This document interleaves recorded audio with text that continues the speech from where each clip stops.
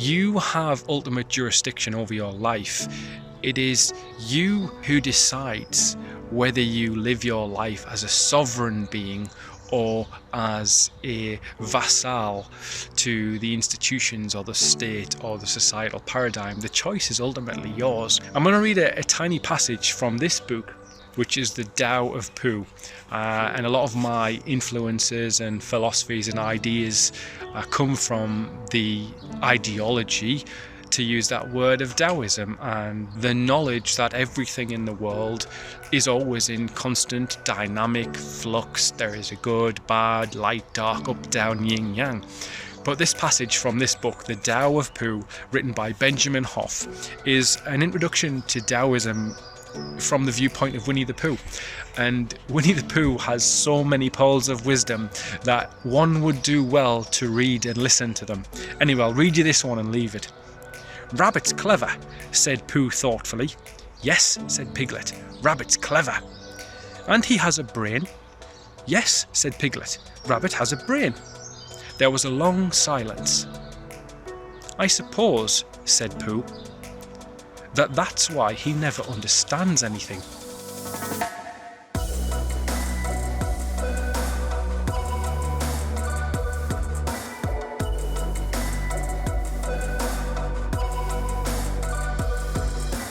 I've been in your Telegram group for a while and watching the content you've been putting out there, and yeah, it's really good, man. I love your kind of attitude and philosophy and everything like that. I think that you've got just a really good kind of approach to everything, where you're not too in the thick of it. There seems to be a kind of nice healthy distance between everything going on in the world and then your reaction to it. Would you agree with that to summarize it?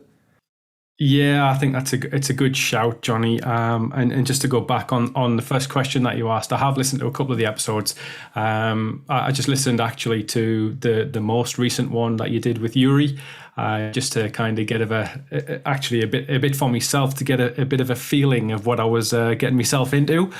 But yeah, so I've listened to a couple, but I do remember seeing the announcement that you were going to start doing it, and I do remember when I first saw that announcement, I thought, oh yeah, that's a great idea. That's exactly what we need. We need to be staying free now more than ever. So yeah, man, I've not listened to them all. I will get around to it eventually, but I try and distance myself from the tech to a certain extent, as much as I can, as much as is practicable, and yeah, but back to the point in question,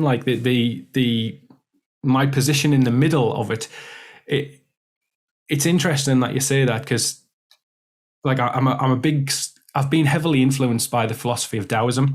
So it's kind of the Lao Tzu stuff, a bit of Zen in there as well, and the whole idea that there's a constant balance in life. So there's always a good and a bad, a light and a dark, and a yin and a yang, and all that kind of stuff.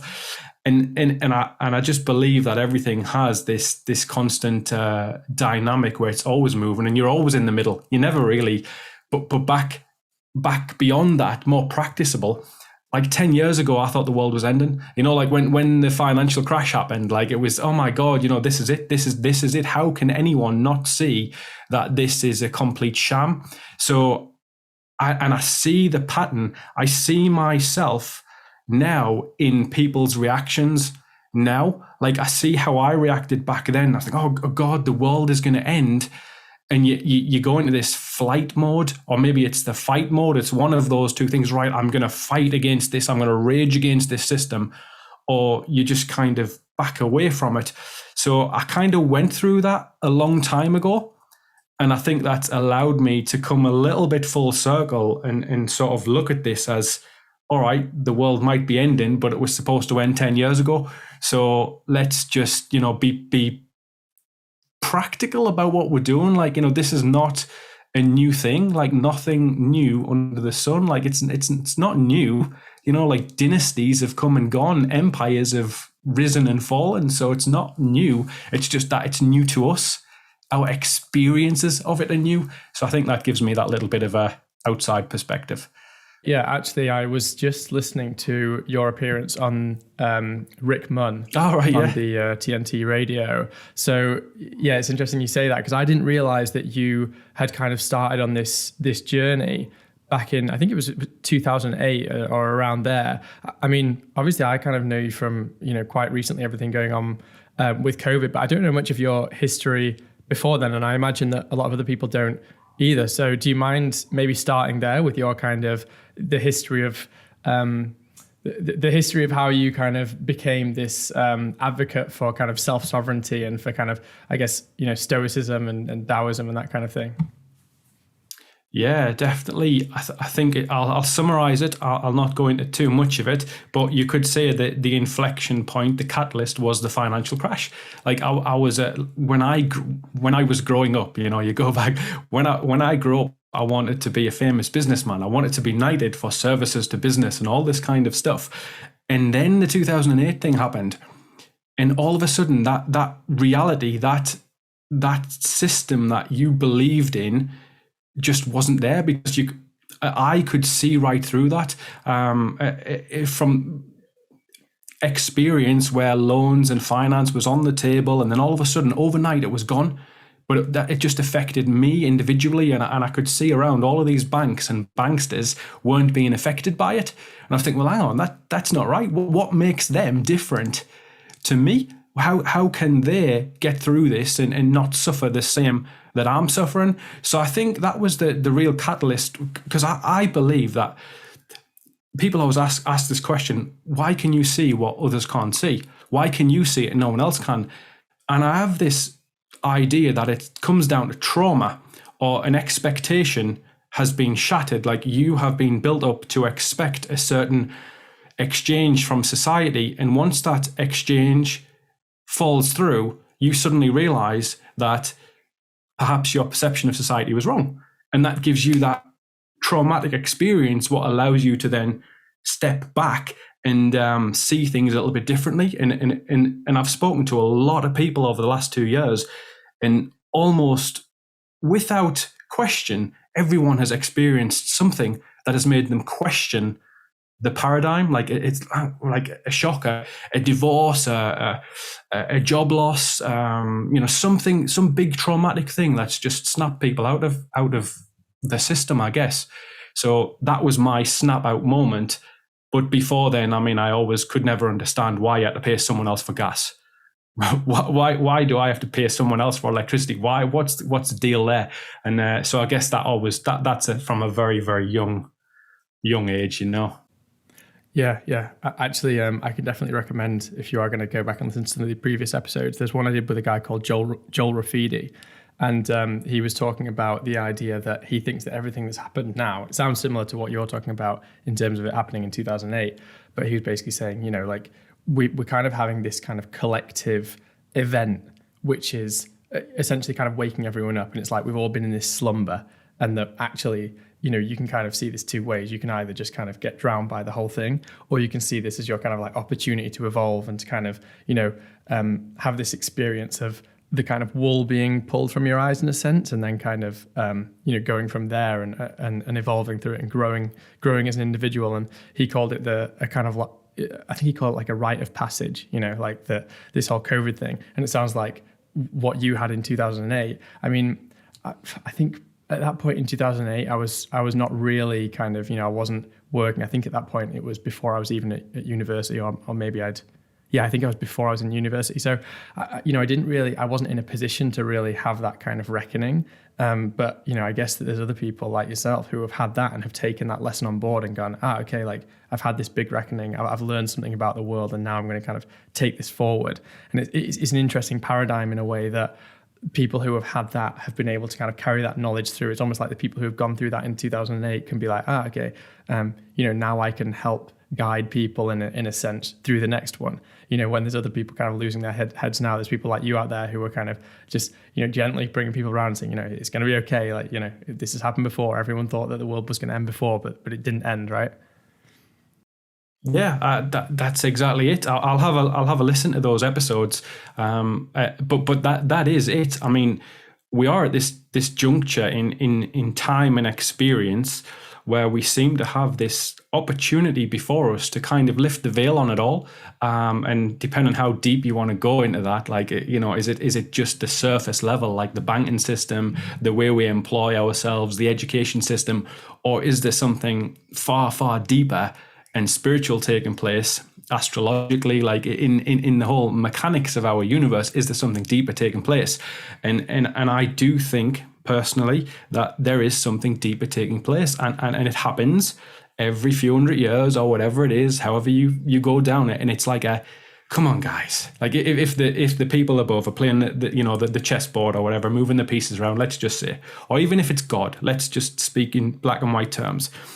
If he's there and he says, all right, guys, you got to wake up now, come on, snap out of it, this is it, this is your moment, take some self-responsibility. And it's almost like everyone's been given that chance on a very deep level to accept that and answer that call. But what I think makes this different, and I said this just a couple of days ago on Twitter, like, I think what's different, and nothing's different, but what they think, and when I say they, I mean the people who believe they're pulling the strings, what I think they think makes this different is that they are giving you the choice to plug yourself into an AI system. And I don't know if we've had that level of control before. So it's like systems rise and fall. That happens through, you know, forever as far as it goes back. But this time it's like they want everyone hooked into this thing that's totally not real, even though what we have might not be real anyway. But like it's almost like plugging consciousness into this AI thing, and I think they believe that's the change they're creating. But it is giving us, and when I say us, I think those people who have had traumatic experiences or can see this for what it is, it's giving us a chance to actually turn our backs on it, turn our cheek on it, as you would read in the Bible. Not that I'm a religious person, I'm not. I want to get that out there and say, look, I come from this, from a completely non-religious perspective. However, I can't fail to appreciate there must be a greater dynamic taking place. There must be, like, if they do worship Satan or Satan or however, and they're doing all this stuff, then that can't be the only idol to worship. There has to be other ones. So, but we've buried that knowledge, and we only say, oh shit, it's the Satan worshippers, it's the sacrifice, it's always the dark. They're throwing the dark at you, and like, people seem to fail to recognize, well, okay, but if that's there, then there must be another side of it. So why can't I do that? And I believe that we all are the opposite to what they're doing. And I say we as in me and you right here on this chat, but the wider people who might be listening to this.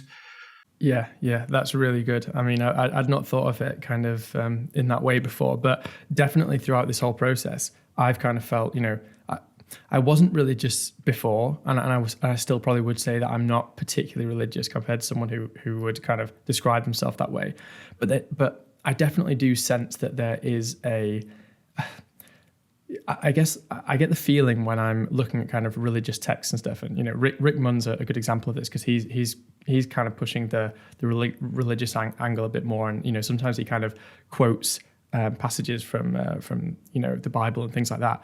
And I really do feel like it resonates with me in a way that it never has before. You know, just this kind of concept of, it's almost like there are these metaphors imbued in some of what the Bible talks about that you can just kind of recognize. You know, just for instance, the worshipping of false idols and stuff, and you see the way that people are trying to become God, play God. You know, trying to kind of take the human and turn it into some kind of AI, or to modify, you know, modify DNA and stuff. Not that I'm saying that, for instance, that the vaccine, you know, does that specifically, but there is this kind of, you know, you hear these people talk a lot, you know, at the World Economic Forum and stuff, that they want to kind of upgrade the human in their own image and stuff. And it kind of just resonates with a lot of what I have read in the Bible, even things like the, you know, the mark of the beast and stuff. And I'm like, okay, you know, they're talking about in the Bible, the mark of the beast, and then in the, throughout what we've seen recently, there's a lot of talk about cashless society, and you know, you won't be able to spend without having the chip implanted in you and stuff. And you know, there's genuinely people trying to push this. And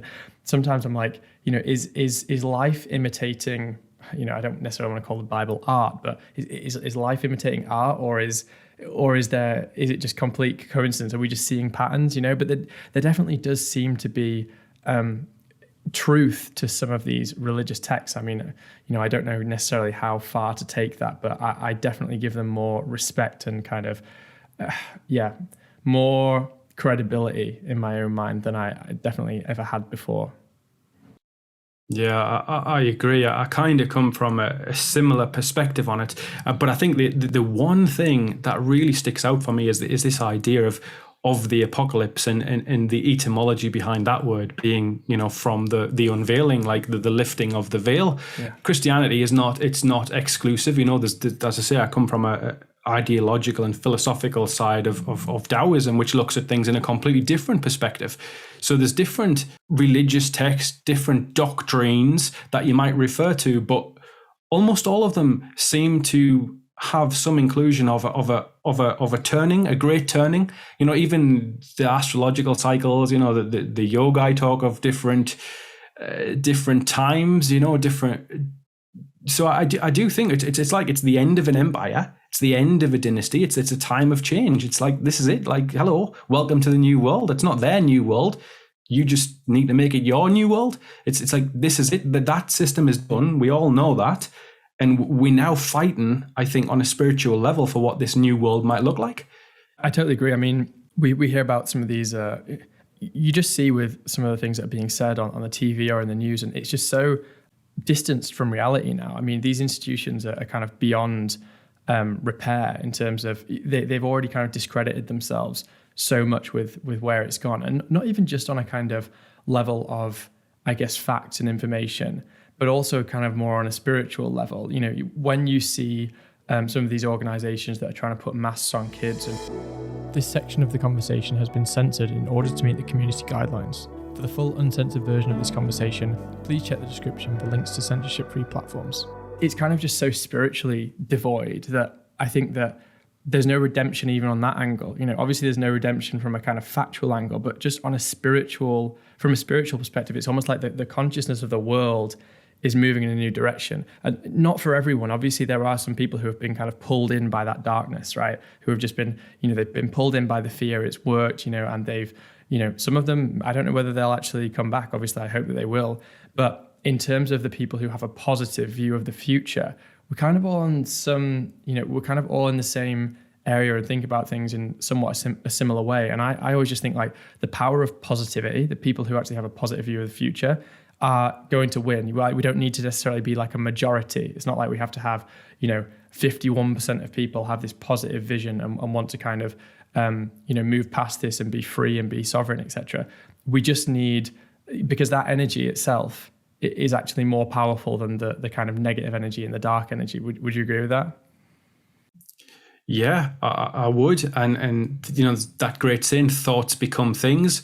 And if your airwaves are completely bombarded by the negative stuff, it's like when you see people sharing the cashless society, all of the child-related things, the explosions underground, and all of that kind of stuff that you can just get lost in.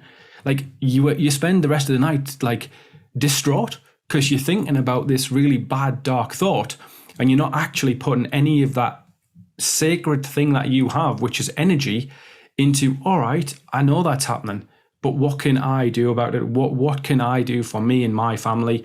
And going back to what you've just said there, how you perceive what you can do in that situation changes your real life circumstances. Is it Henry Ford that said there's two kinds of people in the world, those that think they can and those that think they can't, and they're both right? It's kind of like where we are. I really feel like that. They're done. For me, they're done. This whole thing is done, and they're desperately clinging onto it, and they're going to try and use force to ram it down everyone's throat. But it's up to us, unfortunately, who have been educated for at least one generation to put faith in this thing that they've created, this system.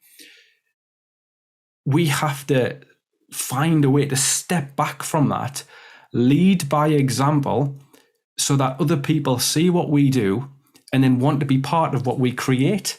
But most importantly, we have to do that for the next generation, because we have to educate the next generation out of the AI.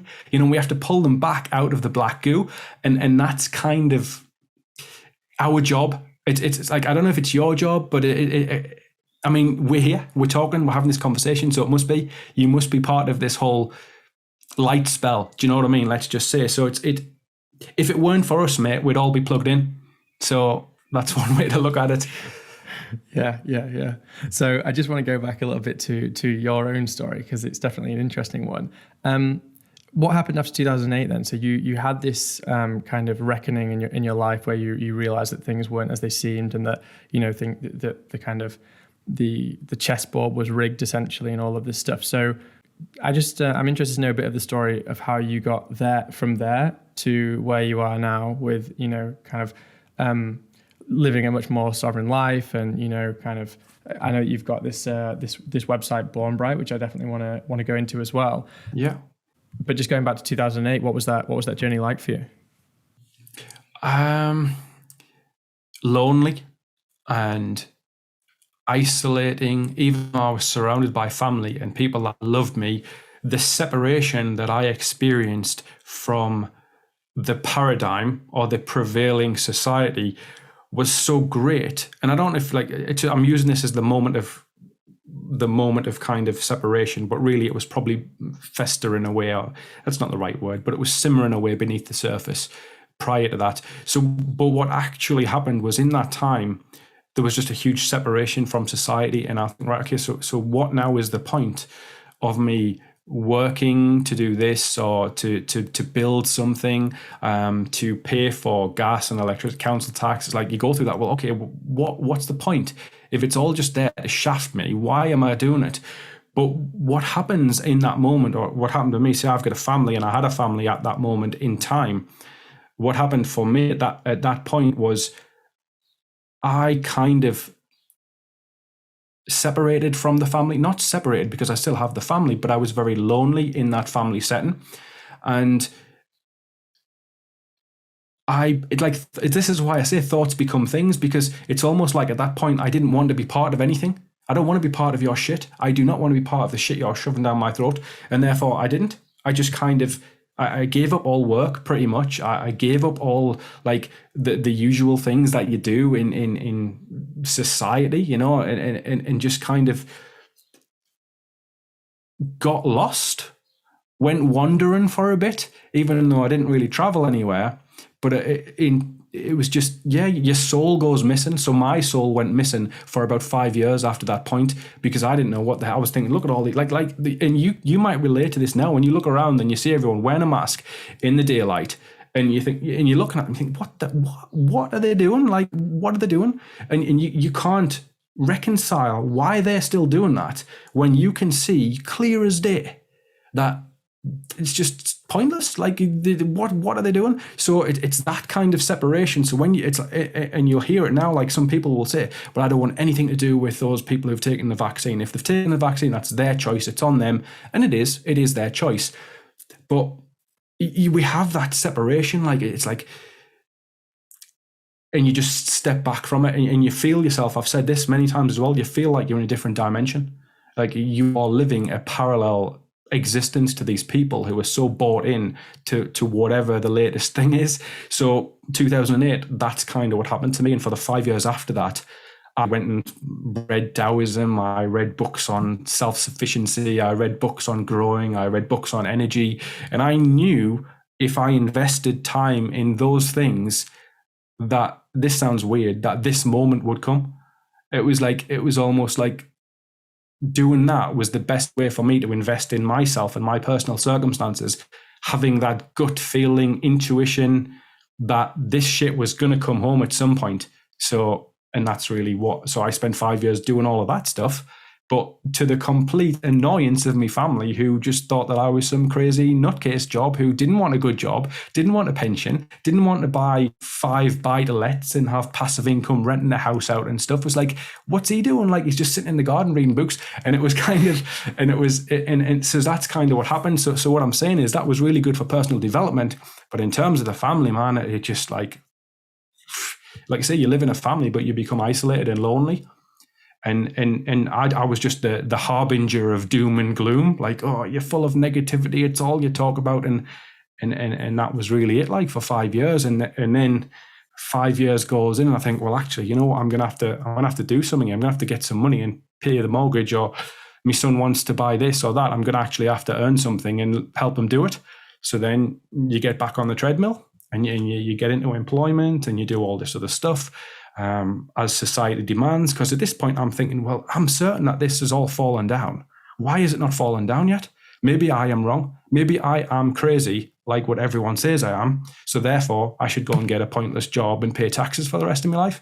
And that's kind of where I was between then and 2019, like November 2019, like straight away, like this is like, I can see exactly where this is going. And the funny thing was, I wouldn't have said anything publicly about any of it until my wife approached me completely out of the blue and shared something with me and said, what do you think of this? And it was something she'd seen on Facebook, and it was somebody saying that it might be a scam or it might not be real. And this is after me, like for 7-8 years saying, look, you got to be careful what you're reading, and being like totally told you're just a doom monger. Then I didn't say anything else. I stopped all of those conversations with anyone, and I became withdrawn. And then out of the blue, 2019 or 2020, my wife sees something else on Facebook from someone else she trusts, so a friend or something. And then she then asks me, what do you think of this? And then all of a sudden, it's like, hang on, like it comes full circle. And then she asks something else, and then someone else asks, and you kind of start to, I mean, I said this to friends, like it just all fell into place at that moment for me, because it was almost like I was expecting this. And now all of those feelings that I had 10 years ago were being somewhat vindicated, and I wasn't the crazy guy sitting in the garden. It's like, and I think that's why I've had this balanced view, because I've been right down that rabbit hole and I've ran as far as I could away from everything. And I've come back and I feel a little bit more level-headed. And I think people can kind of hopefully take some hope or solace from that idea that, okay, things might be bad, but it's not the end. Yeah, well, I guess it's almost like you were expecting maybe for all this time, and while it was kind of a lonely path, you were expecting, when am I going to be vindicated? Because life seems to have kind of pedaled on as normal, and then this thing kind of came in, this COVID-19 era, and all of a sudden it was like, this is kind of vindicated my suspicions in a way. There's actually a book. I'm not sure if it's kind of a short story. I'm not sure if you're familiar with it. It's called The Remnant. Have you ever heard of it? No, maybe. I don't know. I'll say no. The concept is they're kind of a prophet who's out there speaking this truth, and no one will listen to him. And the whole kind of point of the story is he doesn't try to get the masses to hear his word, to hear his story. It's like people gravitate towards him who are the right people to hear it at that time, and he doesn't try to push it. But the kind of concept is that the remnant is a word for like the people who that they eventually kind of come to the truth, but they're not brought there by force or by people, kind of going out and screaming down someone's throats. But sometimes, it's a very, very lonely road to get there, because you're the only one who's thinking it. And I think everyone's felt this to some degree through this process, and I know I have, and I know other people I've spoken to have, is that quite often you don't know why, but you're the only person in your family or your group of friends that feels this. I mean, for me, I had maybe like one other kind of in real life, outside of Twitter friend who was kind of on the same page as me.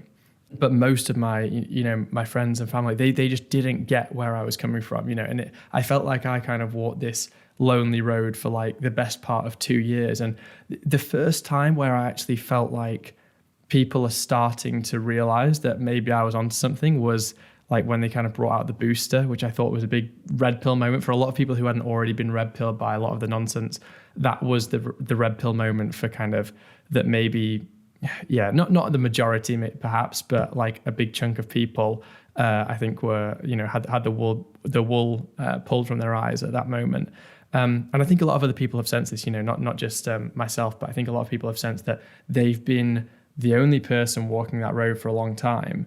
But actually, what else can we do except for be in service of the truth, right? I mean, there's no point. I mean, it's going to eat away at your soul if you just say, oh, okay, like I'm just going to kind of go along and just pretend that this is all normal. I'm just going to kind of put my mask on and take my vaccine and everything because, that's what everyone else is doing, that will kind of corrupt your soul. So it's like, even though, and this is what I keep reminding myself, even though sometimes it is hard, and it has been hard to be the only person, or feel like I'm the only person who's sane in an insane world, is to kind of be like, well, what's the alternative? The alternative is that you corrupt your soul by not being in service of truth, and not speaking the truth, and not living the truth, because that ultimately is worse than any pain or discomfort that can come from being in service of the truth. Yeah, I think that's spot on. The great essay I mean, the remnant story, that I'll just touch back on that, and that is so true in the real world as well, because you'll know this yourself when you first realize this was a sham, and then you try and tell someone, you instantly met with huge resistance. Like, there's no way past that wall of resistance, because you're trying to preach your truth to someone who's just not ready to listen to it. So, yeah.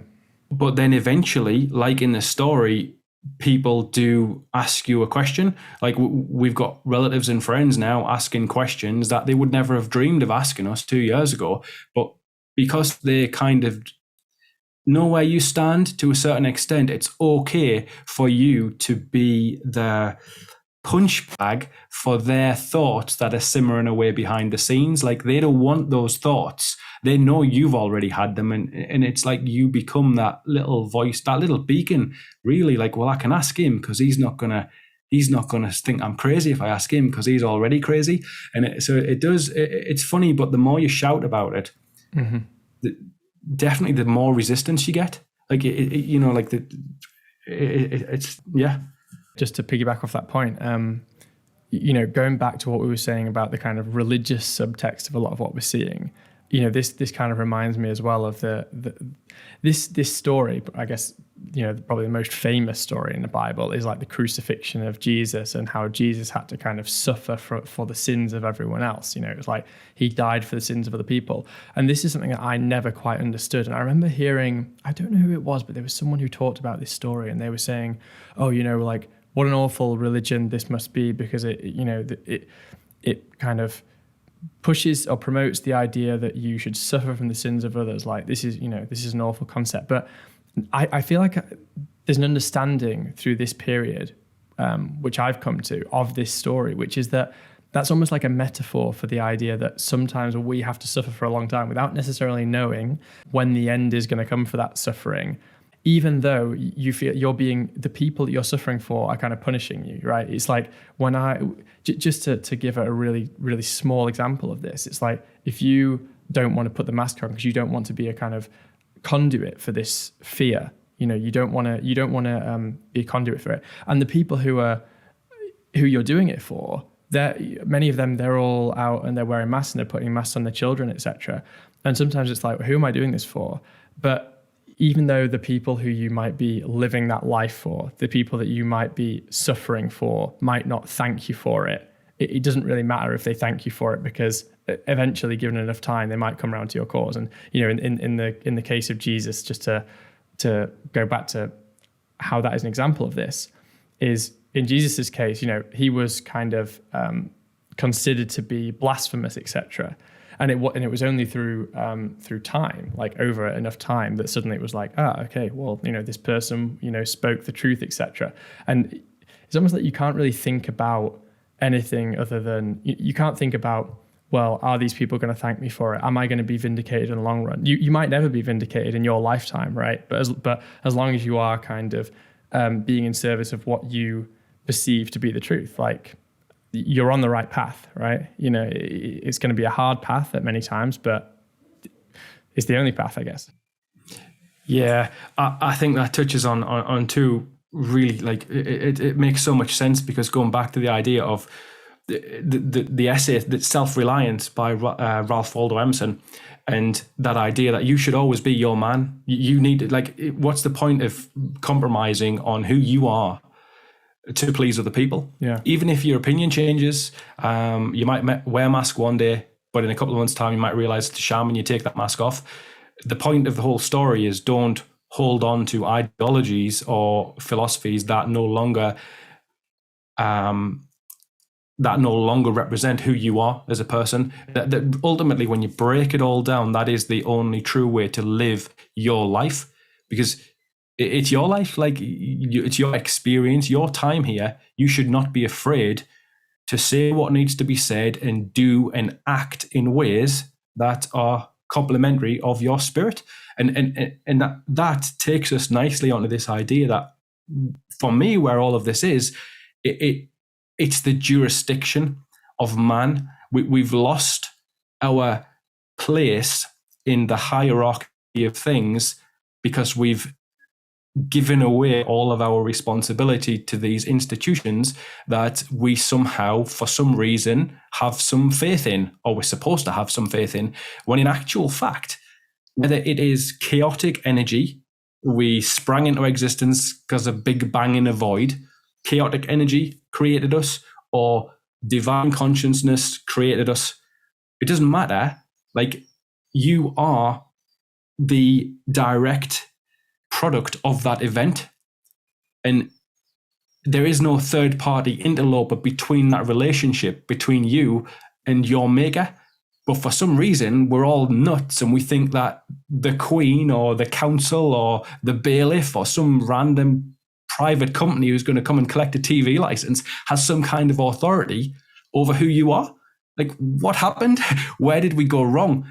And this is what I mean about this opportunity. This lifting of the veil right now is showing and revealing all of this to be true for those people like the remnant who are ready to see it.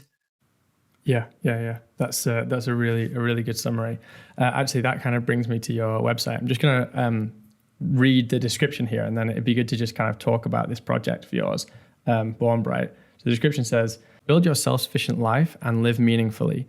Join our self-sufficient community and find friends, learn practical skills, and discover how you can protect your family by living a more self-sufficient lifestyle. So this kind of goes to the point that you were just mentioning in terms of kind of getting rid of these third parties and, being more intentional and direct in the way you live your life. So I guess my question would be, for you personally, how do you live in line with those values? What's changed for you, I guess, since 2008 when you went on this journey? And what are you now teaching others through Born Bright? Yeah, well, I think the first lesson that I learned was you can't rely on anyone else for your income, for your means of employment. You have to take care of that. Like, the foundation to your ability to become self-sufficient or not is you just can't rely. You can't have that dependence on other people. So whatever skill you've got, a tradie, office work, whatever you've done, every single person has skills that they don't realize they have. And this is a real scary thought, because you then get into the argument of that entrepreneurialist, that's a horrible word, but that idea that I want to do something for myself mentality. Some people might just not be made that way. But I think it is key to understand where your jurisdiction starts and ends. Really, it's like you have to look after yourself, because if you don't take care of that, then you're always going to be dependent on someone else. And as long as you're dependent, that's what this whole thing is, isn't it? It's the only reason any of this has any authority is because we're dependent on elements of it for our everyday existence. So without that independence, you will always have to rely on them for something. And I think that that's everyone's journey that they need to take on their own. But for me, it was, okay, I need to do something. I need to earn some money, preferably that I don't declare, that is, someone coming to buy something for cash at the door, whether it's cryptocurrency, which is a more current thing now. But yeah, you've got to take care of that. And that's kind of where the journey starts there. So after 2008, right, what can I do now for myself? And I've tried to I've tried to be, I don't want to use the word self-employed, because legally that puts me under the jurisdiction of HMRC, because I'm self-declaring that I am self-employed. It's like self-declaration. You declare everything yourself. Like, it's nuts. It's the greatest con ever. You just tell them everything about yourself, and yeah, okay, thanks. It's like confession. Your witness statements. It's all on you. So anyway, but yes, so the point is try and take care of that somehow. And I think that is the number one thing that I did. And what I've learned is you can't teach that to people. Some people just don't have that energy, that drive, or maybe they just don't know how. So that's like a barrier to overcome. But aside from that, I mean, the food thing, it's massive. Like food, growing your own food, at least not being as dependent on popping to the supermarket every week. Like, take some responsibility. Come on, have a pantry, have some tins, do something that at least insulates you from a shock. So that's mainly what my experience is. It's in self-employment, and I don't want to use that word, but yeah, that's what it is. And growing my own food, doing some energy. I'm putting some a wood burning stove in. I've just built a log. The last few days I've spent building a log store, which I'm going to use to cure some wood for 2 years. But it's slowly weaning yourself off everything that they provide, because ultimately that's the only way you're going to be able to say no thanks. Like, how are you, if you don't take a jab to get your QR code to get online, how are you going to do it? And yeah, it's a big question, and it's not an easy one to answer, but you've just got to do what little you can with what you've got. And you can't fix the world, but you can fix small things. And if one thing that I do inspires someone else to do something else the same, then hopefully we become a self-fulfilling, virtuous ecosystem, and the parallel societies and economies all emerge from that. I'm just one tiny little insect in this whole alternative ecosystem that's being created because of this. But it's up to us that are in that, to start quoting prices in cryptocurrency, to start talking about things in the price of silver or gold or whatever. It's up to us. We have to lead the way. Yeah, for sure. I've seen, I've been in your Telegram group for a while, and just some of the things that you post in there, it definitely feels like you're kind of living in that way that I think a lot of people aspire to. I certainly aspire to that. I mean, I'm not there now. I mean, I don't have a property because I can't bring myself to go into the debt of actually getting the property in the first place. And I'm kind of hoping that this whole thing brings about some kind of crash in property prices so that I can kind of step on that ladder. But, the idea of like growing your own food and things, I think is super important. But, going back to what you were saying about this parallel economy and this parallel society, like, this is the kind of what I see as the equal and opposite reaction to the kind of totalitarianism that we've seen in society. Because I think a lot of people, they see it as a one-way street, that like we're just slipping down the road of totalitarianism and you just got to kind of grip on and maybe do what you can to resist. But actually, like, there is this equal and opposite reaction. And my belief is that like decentralization is a much more kind of powerful force than centralization anyway. Like, the people who are trying to get everyone on a central bank digital currency and get everyone on the same system and put people on a social credit score, that's actually much more of an uphill battle than inspiring people to live a more sovereign life and getting lots of individuals to just make some small changes to become sovereign.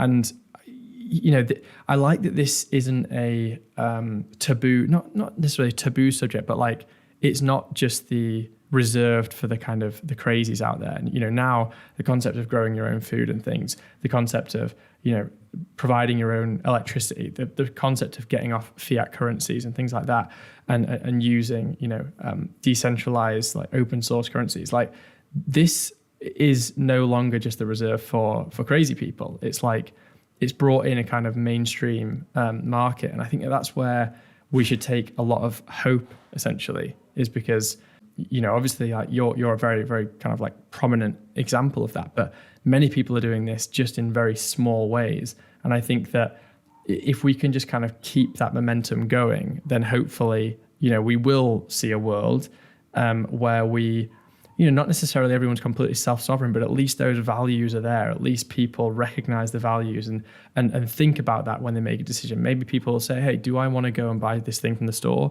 Or do I want to buy some seeds and maybe grow this thing myself? I feel like that's more of a conversation people are having now. And that kind of gives me hope. Yeah, I totally agree. And I've said it loads of times, like, everything that's happening now is legitimizing these alternative views.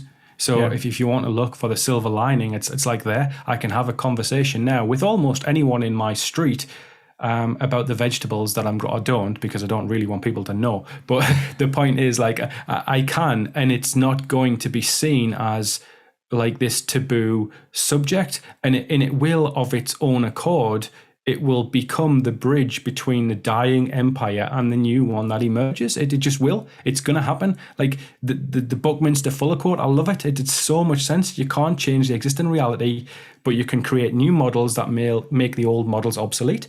And that's what all of this is doing. And to your point of decentralization and localization, that's where it is. That's the answer.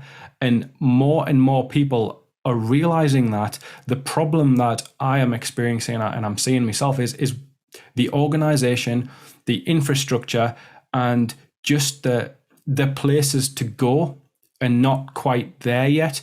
So that's why I'm always encouraging people to get on the freedomnetwork.co.uk, go and have a look at freedomcells.org, go and have a look at Stand in the Park, all of these things that can help you facilitate real world connections. And then it just takes 2 or 3 people to get together and do a small thing that results in good value. Then other people can see that and kind of join in. But it's like anything, like, you know, product life cycles. There's the early adopters, you know, it's like a product life cycle curve. It's almost like the WEF system is a product that they're trying to sell. So you've got like these, but at the same time, the alternative life, the self-sufficient life, the decentralized life is a product that we have to sell. So we've got us, like me and you, in that early adopter phase. And like, there's this huge battle for which product we're going to choose. Are we going to choose the AI product or this meaningful, you know, value-driven product? And I don't know where it's going to go, but it is up to us to just lead by example. Yeah, I mean, it's almost as if society now is at this kind of fork where one fork leads to, you know, possibly irreparable totalitarianism, right? Once everyone's on the CBDC and, you know, someone's controlling that, it's almost like, how can you ever then come to a point of resistance? Because it's like, well, you know, you like, even if you try to resist, you just get shut off and things. And then the other road leads to this system whereby you're impossible to control. Like, you know, you are living your life in a much more kind of like self-sovereign way, and you're not relying on any kind of centralized institutions or third parties and things. And yeah, like, it's good to see that this other fork is now actually starting to get a bit of footfall. And yeah, like, I just really hope that will continue. And I think that, I guess my hope here is that we can get that movement off the ground before it becomes way too difficult. Because it's almost like, you know, if you're going to get people kind of growing their own food and things, like, it takes a bit of time to be able to set people up in that way. And it's kind of like, we don't want that happening so late that it's like, okay, well, you know, now it doesn't have enough time to, I guess, reach escape velocity. Yeah. You know, it kind of needs to happen as a safety net now. But yeah, you know, it's great that you're kind of like educating people about that kind of thing. So is that what Born Bright is about? You're just kind of educating people how to become more self-sovereign? Yeah, pretty much. I mean, more than anything, it's really just a place for people to go. And there's a community forum on there, which hopefully will become a place of resource sharing for people that are in a situation that don't have land and that can just learn small things that can take them to a place of some level of self-sufficiency. You know, it doesn't need to be food growing. There's many other ways, like just the monetary system, like just buy stuff in crypto. Like, I mean, that's a good way to pull yourself back from their system. Healthcare, like, there's so many, like, imagine everything in the world now needs an alternative solution. Yeah. The opportunities are vast for anyone who can see what's actually taking place here. You can go into any industry, any skill, any profession, and offer it and take payment in crypto, gold, silver, and you will have a ready market. Like, it just takes people to do it and to take that conversation to the table. You know, like to actually speak about it openly, so it's not like a hidden, a taboo subject. So yeah, that's kind of where I hope well, I know it will happen. I know it will. Yeah, nice. Yeah, that's really good. I love the kind of positivity you always bring to these things. I know that it definitely inspires people, and just even the fact that you've got so many people like in your Telegram group and watching your videos and stuff is really great. So one thing I wanted to add, which I forgot to mention, it's that it's not called The Remnant. I always get this wrong. It's actually called Isaiah's Job. Isaiah's Job. It's something like that. It's on the Mises website, but I always call it The Remnant because it mentions it a lot, but that's not actually what it's called. So I'll put it in the show notes if I actually remember to do it. All right. Because the remnant is the biblical reference to the 144,000, isn't it? The 144,000 children of Israel, or the children of where the tribes split, and these 144,000, the remnant, will be immune to the effects of the mark of the beast and the whole apocalypse. That I think that was my reference of the remnant. Oh, okay. Yeah. I mean, I haven't actually heard that. So that's interesting. I'm going to look into that. I wasn't sure where the remnant had come from or whether this story had kind of like coined that term. But yeah, I'll look into that. I'm sure that's one of the references. But anyway, just to start rounding things off, I'm sure that most people are going to know you already because you're pretty popular out there in the community, but just kind of like where they can find you, where they can, keep up to date with what you're doing. And also just a kind of, any kind of like final parting message that you have just to close things off. Yeah, well, I must apologize for the Telegram stuff because I don't really go in there as much as what I used to. So, there's not as much happening in that. It was kind of the exit strategy for Twitter when they wanted to censor everyone. But really, I do post videos in there when I do them. But yeah, the best place to stay in touch is probably Twitter for the moment because it's quick, sharp, whatever. But the real best place would be the mailing list, which I think I counted the other day. I send an email out now once a week, or I try to. And I think for the last 21 weeks, an email has gone out without fail for 21 weeks, trying to just spread the news that it's not all bad.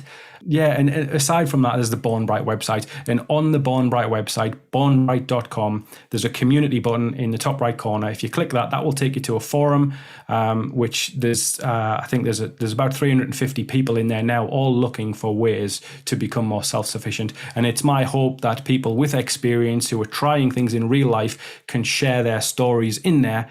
Because it's a slow moving format, then like Telegram, you log in and there's 1,000 messages that you want to read and you just can't read 1,000 messages. Whereas if it's in a kind of a forum, it's a bit old fashioned, but it's stable, it's static. You can search for something and find the answer hopefully quickly. And I envision between now and 2025, that will probably grow into something a lot larger. So that's really the best place to stay in touch. But the ultimate place is the mailing list, because whether they shut me down here, there, or wherever, I will at least be able to get an email out to people.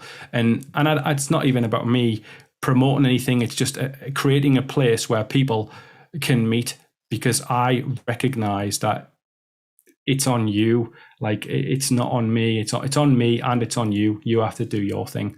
As for parting messages, to wrap it up, the one thing that I want to leave with is that whether it is chaotic energy or divine intervention, at some point in time before you were here, something turned you into something from nothing. So the question is about jurisdiction and reclaiming that knowledge, remembering that energy came from something, because aside from that, everything else is man-made bullshit. Like, you are only mandated by heaven or God or chaotic energy to do 4 things in your existence. That is to eat, sleep, breathe, and move. Everything else is noise, and we seem to have forgotten that. So if we can remember that we come from this divine spark of energy, that then removes all requirement to be reliant on these third parties. Wow, love it. Thanks so much, Seb. You're welcome, mate. Thank you.